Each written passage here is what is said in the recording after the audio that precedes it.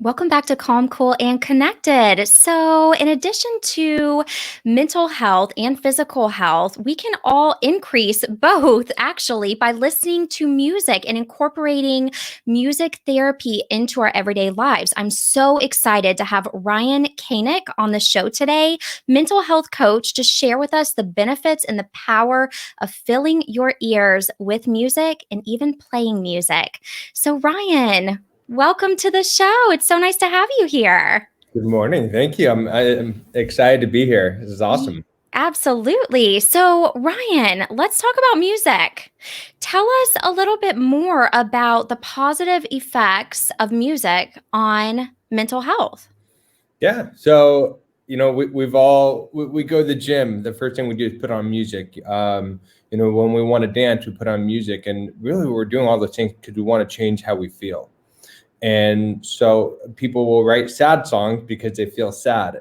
And so when we listen to our favorite, tune, when we're going through a breakup, music is there for us to change how we want to feel. So if we use that in a therapeutic concept, if we want to feel energetic, we want to feel hopeful and inspirational, we can use that to change out of our state of depression. We can change that to change into any feeling that we want. And so, in the group, we'll talk about my group, or when working with people, we really do anchor and change how we want to feel simply by using music, which is powerful. So, Ryan, in your group, well, and let me backtrack because you mentioned so many great pieces of information on how listening to music can affect a person's mood. I like what you said about writing a song when you're sad, writing a song when you're happy. It is all a form of self-expression, and we can tie that all back to healing. So, great points. Thank you for sharing. Of course. Now, in terms of your group that you offer, what's kind of the crux of the group? What do you guys try to promote in terms of mental health and music? Yeah, two things really is to help spread mental health awareness.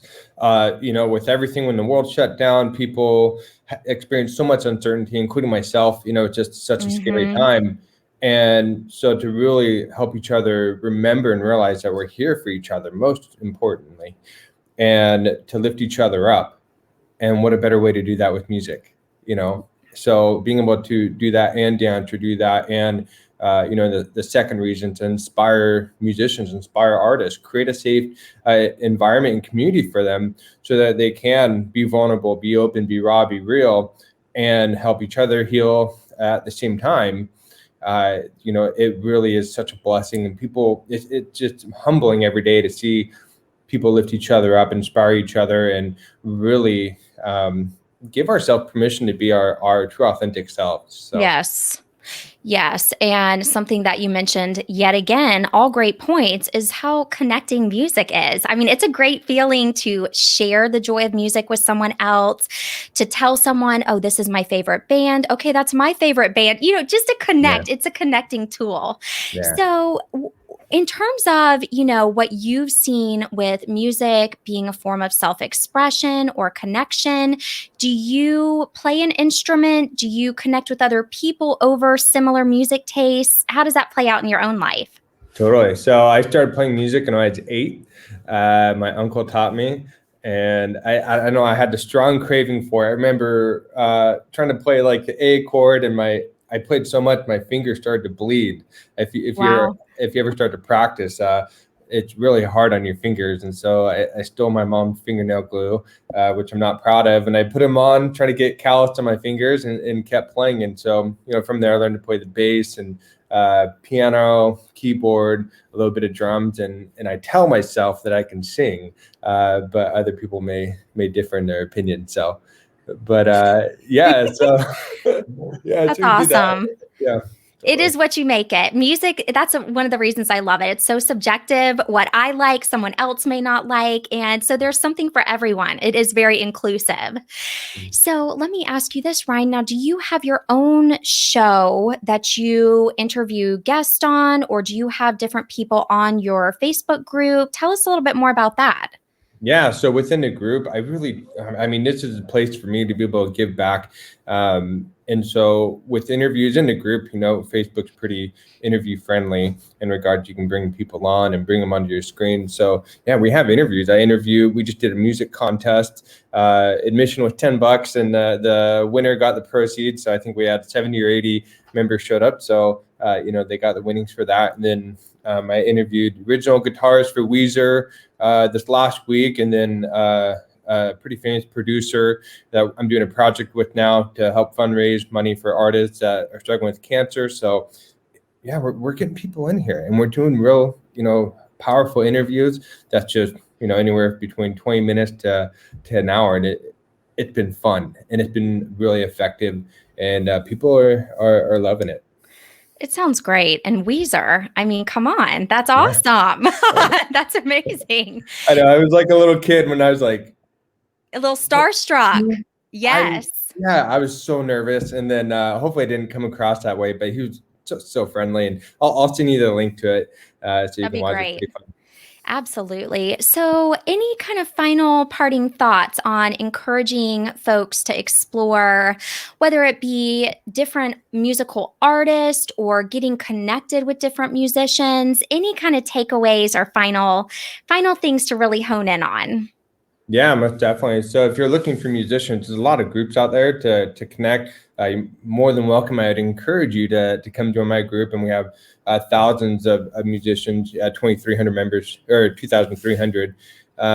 It's growing pretty fast, and I think we had over 400 members join this last 2 weeks. So it's growing, but yeah, as far as, getting in there and collaborating and just being a part of the environment, your environment is everything. If you're the old corny saying, if you ride with dogs, you're going to get fleas, right? That's right.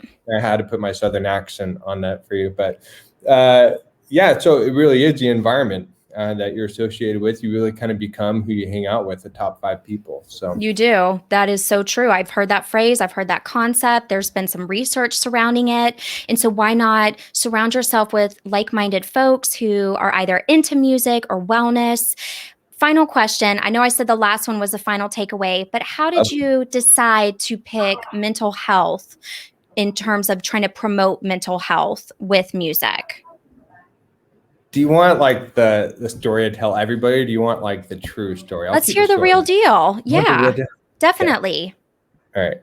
So I really wanted to find a way to make an impact on people. And I've been a mental health coach since 2016, specifically helping people with depression, relationships, anxiety, addictions, and all these things. And so, but I wanted something new. And so I'm a big meditator, and I live here in San Diego.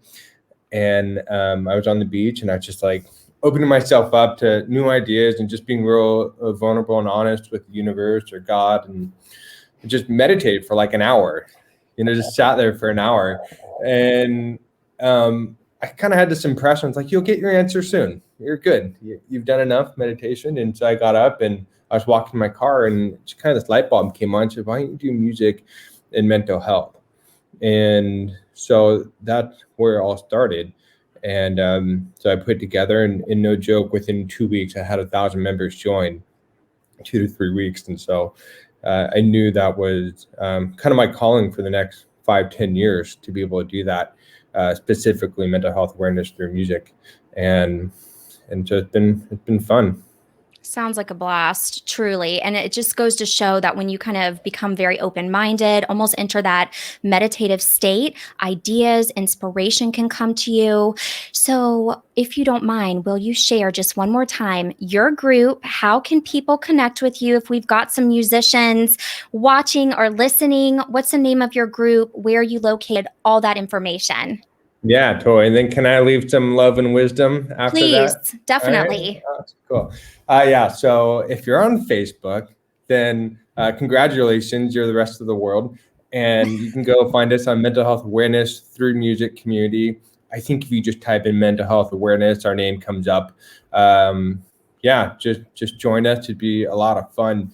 I think, one thing that I always ask people during interviews, and would love to ask myself that question is, with something, if I could go back to the younger version of myself,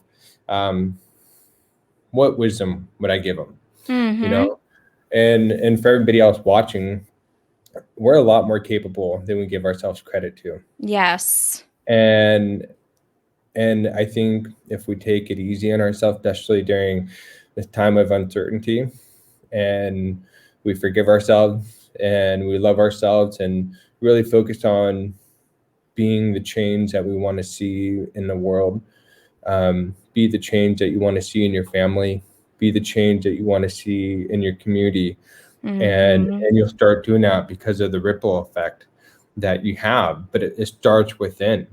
You know, how you're talking with yourself, your inner dialogue is portrayed to how you talk with other people.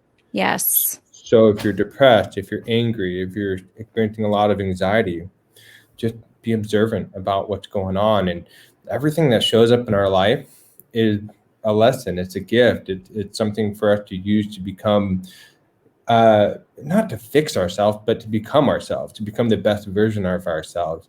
And when life is so beautiful and amazing, because we really do find a gift here and a gift, each day in front of us a little bit.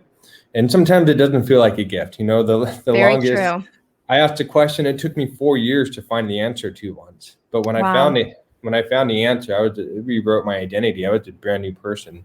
And so if you feel like you need help, come to the group. You're not that far off. You're just 2 millimeters off. And we're here to help. Just message me, and we'll have a lot of fun.